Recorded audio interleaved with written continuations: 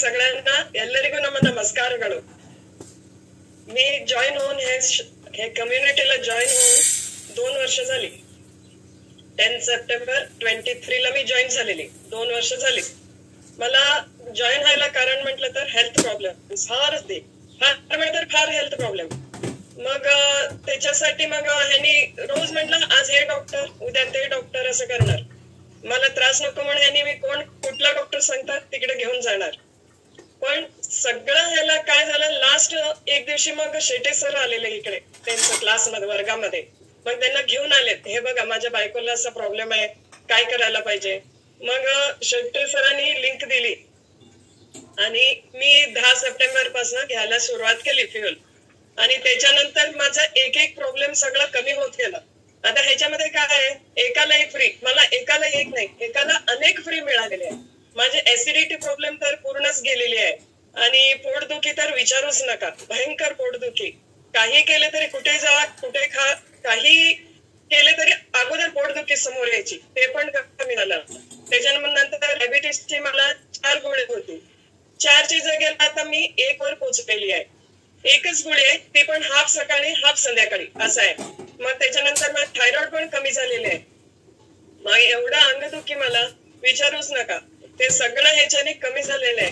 मग अनेक म्हटलं क्रोन डिसीज आहे मला. क्रोन डिसीज म्हटलं तर मोठी आतडी आणि लहान आतडीच्या मध्ये अल्सर सारखे उठतात. तुम्हाला काही तिखट खाता येत नाही काही मसाला खाता नाही काही नाही. ते सुद्धा ह्याचे फ्युल घेतल्यामुळे मला सगळं कमी झालेले आहे ह्याच्याने. त्यासाठी म्हणते मी मला एकाला एक फ्री नाही एकाला अनेक फ्री मिळालेले आहे. आणि मेन म्हटलं तर 2 वर्ष तरी माझं पूर्ण झालेली आहे स्टार्ट करून. त्याच्याने मी माझा हेल्थ तर फार इम्प्रूव्ह झालेली आहे. आणि वेट लॉस मॅरेथॉन मध्ये होती. वेट लॉस मॅरेथॉन मध्ये कायम राहायची. आता मे पर्यंत मी होती तोपर्यंत माझं रेग्युलर असायची. माझा वेट ऑटोमॅटिक हळूहळू कमी होत 15 किलोच्या वर कमी झालंय. आता त्याच्यानंतर हेल्थ प्रॉब्लेम साठी मी कंटिन्यू केलेले नाहीये मे नंतर. ह्यांनी मग आता जून मध्ये काय झालं ह्यांना कुंभ गेल्यामुळे ह्यांना हॉस्पिटलाइज करावं लागलं. हॉस्पिटलाइज त्यांना म्हटलं गेल्या वर्षी पण त्यांनी बोललेलं होते त्यांना ब्रेन ट्युमर झालेल्यामुळे ऑपरेट झालेलं आहे. मग त्याच्यानंतर ते हळूहळू मनामध्ये ध्येय आहे तसंच ते करत होते. इव्हन त्यांनी किमोडोस घेतलं तरी कार ड्राईव्ह करून जात होते. त्यांना नको म्हटलं तर ऐकत नव्हते. पण त्यांचं हे मनामध्ये तेवढं ध्येय आहे की मला काही होणार नाही असं. त्याच्यामुळे त्यांचं हे एकदम पॉवरफुल हे आहे त्यांचं. मग आता कोमामध्ये गेल्यामुळे त्यांना जून 19 ला आम्हाला ऍडमिट करावं लागलं हॉस्पिटलमध्ये. जून 19 ते सप्टेंबर 9 पर्यंत आम्ही तिकडे होतो. 80 दिवस होते तिकडे. पण तिकडे गेले की काय झालं त्यांचं हेल्थ हे वरच्यावर काय झालं ताप यायचं आणि बाकी पण काय प्रॉब्लेम्स फार आले. त्याच्यामुळे ते सगळं मी हे करत काही असलं तरी धैर्य सोडायचं नाही म्हटलं. का 87 फॅमिलीमध्ये असल्यामुळे मला प्रत्येक ह्याच्यामध्ये कसं फेस करायचं असं कुठल्या ह्याच्यामध्ये मी मागे पडलेले नाहीये. सगळं ह्याच्यामध्ये मी प्रॉब्लेम सॉल्व्ह करत गेले. आणि तसं सुद्धा म्हटलं तर कोणी काही म्हणू दे सगळे निगेटिव्ह कोण काय सांगत असतात काही असतात. थोडा वेळ मनात फार त्रास होतो. पण त्याच्यानंतर मी काय करते परत आणि उठते. त्यांना बरं करायचंच असं एक ध्येय आहे माझं. त्याच्यामुळे मी काय करते दिवसभर त्यांची म्हटलं त्यांना बेड रिटर्न असल्यामुळे त्यांना बेडसोर झालेलं आहे. मग एवढं हे झालं की त्यांना 2 तासाला एकदा असं फिरव पोझिशन चेंज करायचं असतं. रात्री 12-12:30 पर्यंत असतं चेंज करायचं. सकाळी तर रात्रपर्यंत असं फिरवा. मग नाहीतर मग त्यांना त्रास होतो असं आहे. मग ते सगळं प्रॉब्लेम्स हे झाले. मग शेटे सर पण मध्ये फोन करून विचारत होते आणि ताई पण मला असं झालं त्यांना आर्टिफिट लावलं. मग मला असं प्रश्न आलं की मग असं लावलं तर मी त्यांना काय द्यायचं. मग विकनेस तर येणारच. मग विकनेस आलं तर मग काय फूड द्यायचं. मग तरी मी ताईंना विचारलं ताई जपानला जायचे ट्रॅव्हलिंग मध्ये होते तरी सुद्धा मला असं करा तसं करा म्हणून सगळं मला चांगलं हे सांगितले. त्याच्यानंतर मी त्यांनी सांगितल्याप्रमाणेच मी त्यांना आर्टिफीड मध्ये द्यायला चालू केले. सगळं त्याच्याने त्यांनी इम्प्रूव्ह होतच गेलेले. हळूहळू इम्प्रूव्ह होत गेलेले. डोळे उघडून बघत होते. कोण आले तर मी बोलवलं तर हा म्हणत काही बोलू दे, त्यांना समजत होता. हा असं म्हणत होते. ते सगळं झालं. आता त्यांना ताप वगैरे आला, त्याच्यानंतर बाकी प्रॉब्लेम्समुळे ते परत आणि जरा हे झालेले आहेत. पण त्याच्यामध्ये डोळे झाकूनच राहणारे आता डोळे उघडायला लागलेत. तुमच्या सगळ्यांच्या आशीर्वादाने ते डोळे तरी उघडायला चालू केलेत. आता हळूहळू इम्प्रूव्ह होईल हे माझी आशा आहे. आणि त्यांना मी फिजिओथेरपी सगळं मी घरी करून घेतच आहे. दिवसभर म्हटलं तर एक नाही तर एक tablets time to time. Milind सरांच्या टाइम मॅनेजमेंट प्रमाणे मी काय करते, टाइम टू टाइम प्रत्येक औषध राहू दे, फूड राहू दे, फूड 2 तासाला एकदा फीड द्यायचं असते, औषध द्यायचं असते. औषध कसं असते त्यांना सकाळी दुपारी असं मध्ये मध्ये त्यांचं काय असतं त्याच्याप्रमाणे मी टाइम ऍडजस्ट करून देत आहे. ते झालं. मग प्रसाद सर आलेले, त्यांनी पण विचारत असतात. प्रसाद सर, ताई सुजाता ताई, शेटे सर, हे सगळे मला कसं आहे त्यांचं वगैरे विचारत असतात. मग कसं करायचं, काय करायचं जरा सांगत असतात. त्याच्यामुळे मला जरा धैर्य आहे. मला धैर्य असल्यामुळे ना कुठलंही हे असलं तरी ना, वाईट टाइम असलं तरी ना तर निघून जातोय. काय पाठीवाल्याला कोणतरी असते, ते सांगतात ना श्री स्वामी समर्थ, काही भिवू नकोस, मी तुझ्या पाठीशी आहे. तसं माझ्या शतायुषी फॅमिली माझ्या पाठीमागे असलं ना, मी काही घाबरत नाहीये. कुठलंही काही असलं तरी, वाईट टाइम असलं तरी ना तो निघून जातोय, चांगला टाइम येतोयच. ते एक धैर्य आहे मला. आणि त्याच्यानंतर इकडची पण काही कुठलाही प्रॉब्लेम असले तरी मी फेस करू शकते. आणि शतायुषी फॅमिली असल्यामुळे मी कुठल्या याला घाबरत नाहीये. Thank you Shatayushi family. सगळं करू आपण. वंदनाताई अगदी होप्स आहे.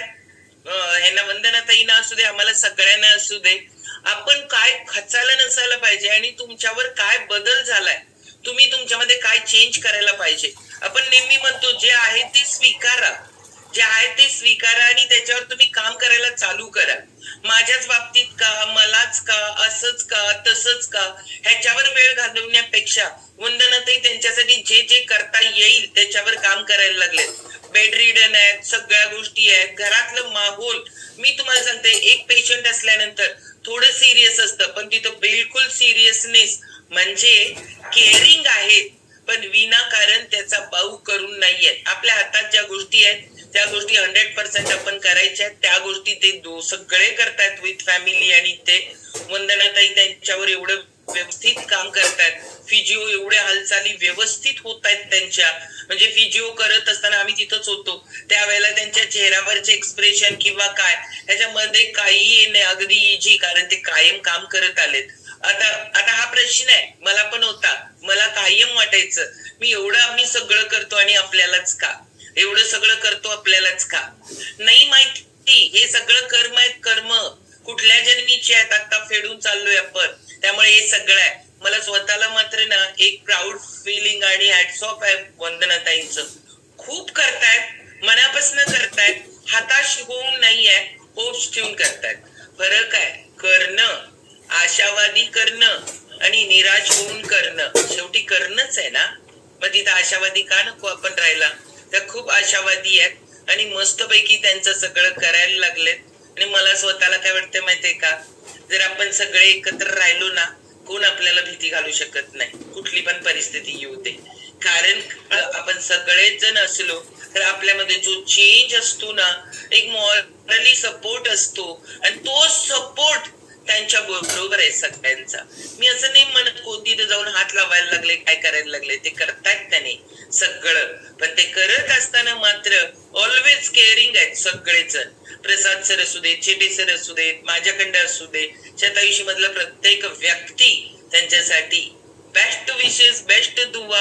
आणि मस्तपैकी ह्या दिव्यांचा सण आहे, त्यांच्या आयुष्यामध्ये अनंत दिवे लागू देत. जरी बोलल्या मी कधीही निगेटिव्ह झाले नाही.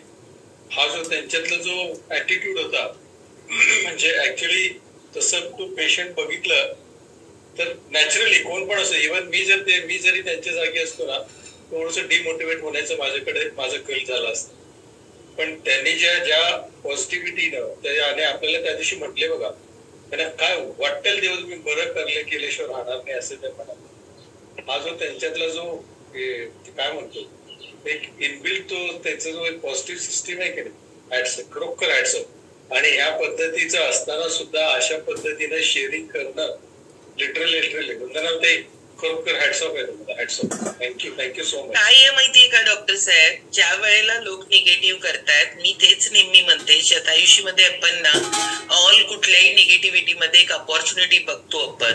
ती अपॉर्च्युनिटी आहे, माझ्या हातात फक्त एकच आहे की माझ्यामुळं माझ्या नवऱ्याला बरं वाटायला पाहिजे आणि त्याला जे करता येईल ते मी करायला पाहिजे, एक. आणि दुसरं की हे जे ऋणानुबंध आहेत ना, हे 1-2 वर्षाचे नाहीयेत. भलेही आपण ऑनलाईन वर एवढ्या वर्षाच्या आहोत, पण आपण कनेक्टच झालोय मुळात कितीतरी वर्षाच्या ऋणानुबंधांमुळे, त्या कर्मामुळे आपण कनेक्ट झालोय. आणि ऍक्च्युली कामत परिवार आणि दशकांपासून नाही, द्विदश होत आलं की एवढं वर्ष झालं आम्ही एकत्र आहोत, सगळेजण एकमेकाला ओळखतो. आणि हे श्रद्धा विश्वास याचं नातं आहे. आणि म्हणून ते श्रद्धा आणि जिथं विश्वास आहे ना, तिथं आपले पण आहे. मग कुणी कितीही निगेटिव्ह बोललं तर, म्हणून तर मॉर्निंग फ्यूल स्टेशन पाठ सकाळी आपल्यामध्ये दिवसभरात कितीही निगेटिव्हिटी असू दे, की इथं पॉझिटिव्ह आपण थोडं तरी होतो. आणि तोच पॉझिटिव्ह पण आपल्याला पुढच्या दिवसभरामध्ये उपयोगी पडतो. आणि ते व्हायला लागले आणि ते कंटिन्यू आहेत, वर्गावर आहेत, त्याच्यानंतर याच्यावर आहेत, कंटिन्यू आहेत. आणि गरज आहे आपल्याला सगळ्यांना. आणि मला नेहमी एक वाटतंय, तुम्ही आनंदात असाल, आम्ही तुमच्या बरोबर असू माहिती नाही, पण नक्की तुम्ही अजून असाल तिथं पहिलं शतायुषी असेल तुमच्या बरोबर. ओके, चलो जोरदार क्लॅपिंग करू.